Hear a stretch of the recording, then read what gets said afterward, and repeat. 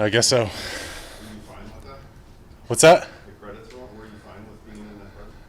Yeah, I liked it. My brother texted me. He's like, I got all these people texting me, like, asking what you're talking about. I'm like, if you've ever been a big guy, you've bought some things that don't fit well, and you want them to fit well. Like, and I keep all of them. Taylor, that was a pretty cool moment in the locker room with Skip. Just curious, as the guy lined up next to him, what that experience was like now, I would say, first and foremost, and I said it yesterday to somebody, if anybody in the NFL deserves an opportunity to go out there and just play, it would be him. In my experience, I can't speak for everybody, but in my biased opinion, he deserves it. I know he touched on yesterday the number of times he's been cut and the number of contracts he's signed, and that he's never made a team. I've had private conversations with him that's always been a huge goal of his. And it's not for lack of trying.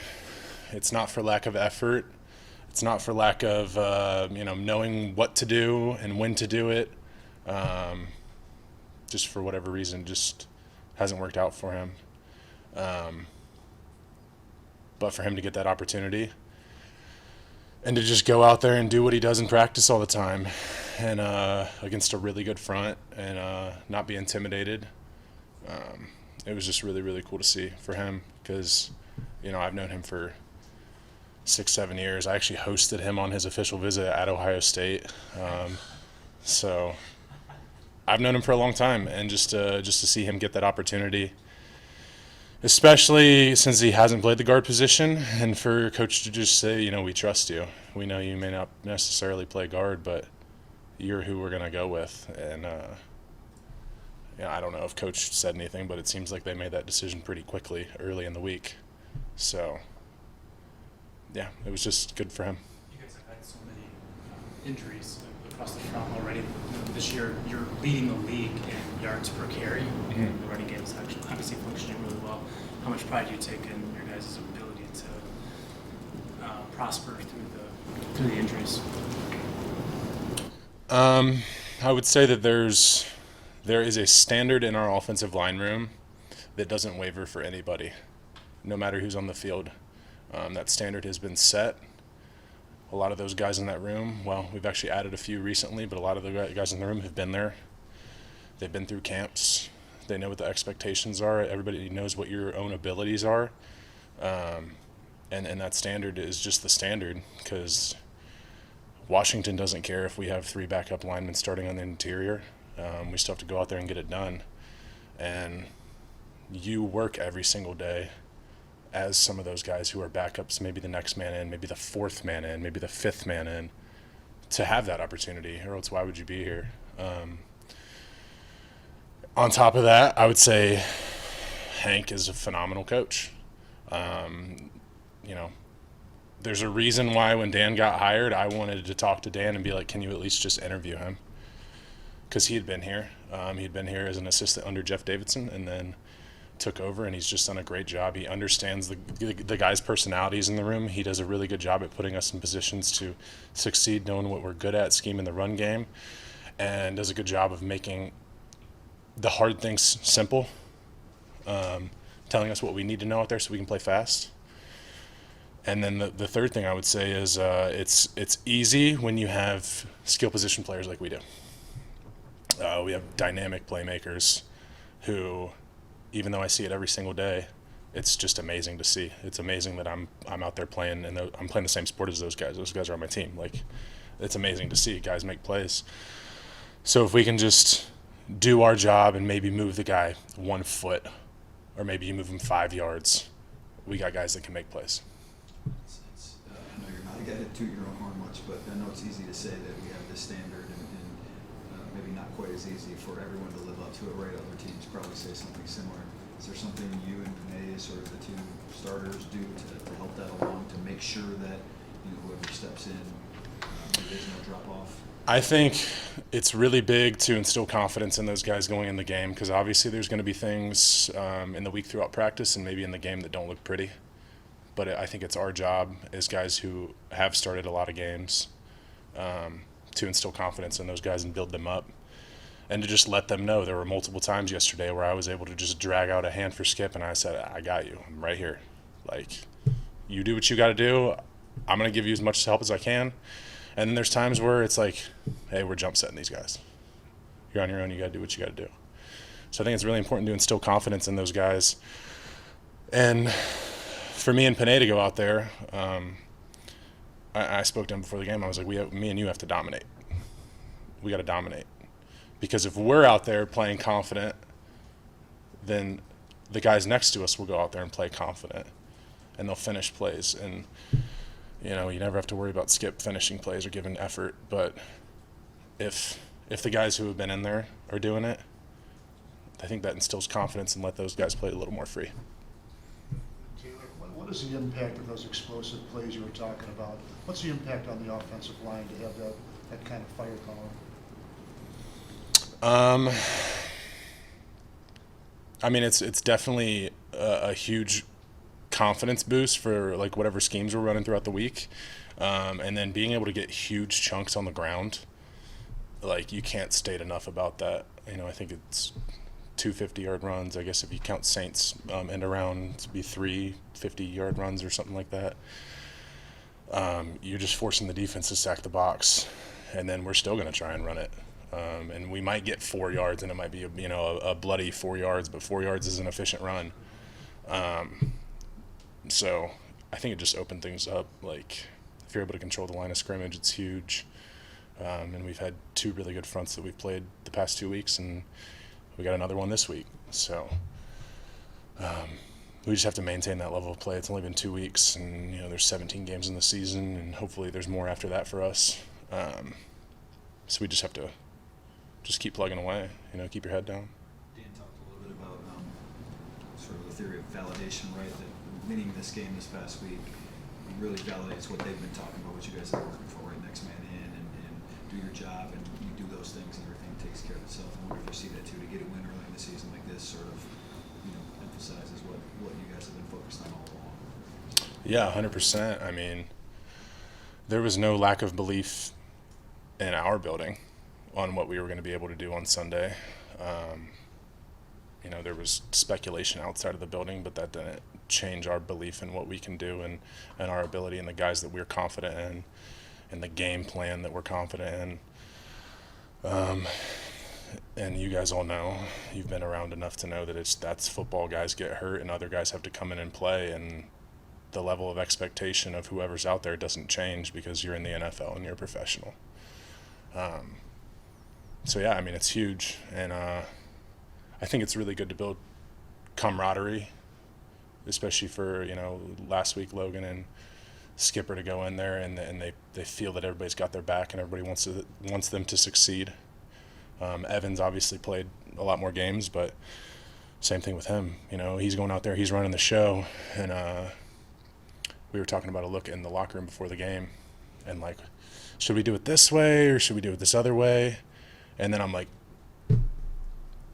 whatever you call, we'll just do it. You just make your call and we will execute the call, even if it's the wrong call. If we're all doing it, maybe there's a free safety week and he's got to make the play for 6 yards, but who cares? Hey,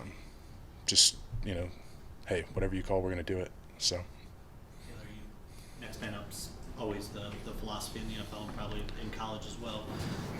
Is the belief that it'll actually be executed different year to year? I mean, obviously you guys believe in it this year, but is that always the case throughout your career, that you believe the next guy up will step in and do his job? It should be. In theory, it should be. I just think you're kind of seeing that come to fruition this year, and we're fortunate that we do have a very good defensive line to practice against. So in camp, maybe it's 1s-on-1s a lot. Then you get towards the end of camp, it's 1s-on-2s. So those 2s are playing against the starting defensive line, maybe more so than the starters, the projected starters are. And then that's why you do the joint practices. That's why the starters and the backups play in preseason games. That's why we have our own inter-squad scrimmages. Is you just got to get all the guys the most exposure possible to competition and different sorts of competition. Because Injuries are going to happen. Somebody's going to get hurt. You know, I mean, we even had Swift on a bum ankle, and he said all week, like, I'm playing. So, yeah. Doug, you guys have lost a lot of tough games. What's the value to a team building towards something when you have a game like that where they keep coming at you, but you guys kept answering? Yeah, Coach Johnson just hit on it this morning, and he said, while we did leave a lot on the table, you should be excited that you won a game in the NFL, because it's hard to win games, and we've had a lot of close games that we have lost. So to be able to win a game by more than 3 points, I mean, I think that's a good step forward, but we can't just rest on that, because we're going to continue to see good defenses. And the more tape we put out there, the more tape defenses are going to have to scheme us up and try to stop us. I mean, we even saw that a little bit this week with some of the things Washington was doing against deuce blocks and B blocks, with how the interior D-line was playing those. So, yeah, we just have to just keep putting it out there, and we have to be able to finish games. You know, I felt like there was a moment in the game, maybe the 2-minute drive at the end of half, if we could at least get a field goal or something. You know, I felt like early we were smelling a little bit of blood in the water, and we didn't put them away. And then it was a fight till the end, which that's fine. I mean, you have to play the entire game. But I think we need to continue to take steps and continue to improve at a fast pace. Taylor, have you watched enough Minnesota at all yet to know how their defense is different now that Zimmer's gone? Yeah, we watched half of it after we watched the game today, just as an O-line when Hank went up to start game planning for him. And obviously Danielle Hunter's back. Zadarius Smith is there. He's healthy. You know, we're seeing them have a spinner look with either him or God, I can't remember his name, number 91. Yeah, I can't remember his name. Just kind of stand up, walk around, which Zadarius did that a lot in Green Bay. We're seeing a lot. I mean, Zimmer was known for a lot of double mug fronts, having the safeties down. We're seeing load fronts out of them, and you know, just based on the game that we did see, their defensive line played at a really high level, and it's going to be a good challenge for us. And they're flipping guys around all over the place. You're going to see 3 or 4 defensive ends if you're at the tackle position. There's looks where I'm going to see the nose guard. There's just going to be, you know, matchups everywhere, and I'm sure they're going to do everything they can to try and scheme themselves into an advantage based on who they want to attack. And it's up to us to just have their pressures and blitzes and everything schemed up to take advantage of them. Yeah, I do. Josh, why have you not scored 50 points yet? Little things, man. Little things we gotta clean up. You know, otherwise these past 2 games we definitely should have had about 50. Guys, I mean, like 35, 36 points. Those are good weeks in the NFL, and yet you look at the tape and you say, yeah, maybe could have had 50. Like, when you finish watching the tape after this game, I mean, how good do you really feel this offense can be? One of the best, honestly. You know, it just shows you, be able to score 36 points and we leave a lot of points out there. It just shows you how explosive this offense is and how explosive it could be. As long as we execute every play like it could be the play of the game, and it could be, So I think we just gotta execute. Well, you weren't here start to finish last year, but from the time you did get here, are you surprised at, I guess, how quickly this thing has kind of come together from where it was at when you arrived? Not at all. Not at all. Dan and them been making great moves this offseason, building this offense up, and the schemes that Ben's been putting together. I mean, it's you can see it from day one of OTAs and stuff. We had something special, and we just got to put it together and just keep one game at a time and just keep going. Josh, just get some thoughts on the touchdown run by DeAndre. How many times have you seen a guy go down, seat of his pants, spring back up, down the field for a touchdown? What was your thoughts as you watched that? Well, I was on my route, so I didn't even see it until I see him just cutting across the field. And I'm like, oh damn, let me try to pick up a block for him real quick, But it just shows you what kind of guy he is, man. Guy can just get the ball in his hands and he can spring just about anything. So, and he's another reason why our offense is just so explosive.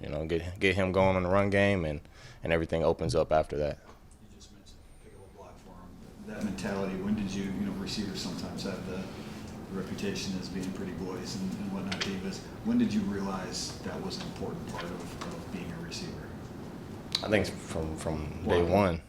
Yeah, from day one. I mean, with the Rams, we harped on it a lot. When I was over there, we had one of the best receiving blocking crews in the league. So, to be able to translate it and it comes here, it's awesome to see. And Saint's the lead horse on that thing, man. He's a bulldog, and you just feed off his energy. You don't want to be the guy that, oh man, it could have been a touchdown, and my guy came from across the field and made the tackle. So, we're still working on that, but I think ultimately we're doing a great job, kind of complementing each other. Can you explain how big that is? I mean, it seems like every big play you guys have had, it's been there's been a receiver and a different receiver, even laying a big block, and your touchdown yesterday, right? You were selling the block, and obviously the safety or whoever bid on that and let you free. So how important is that to the success of an offense? I guess the receivers blocking. I think it opens up everything.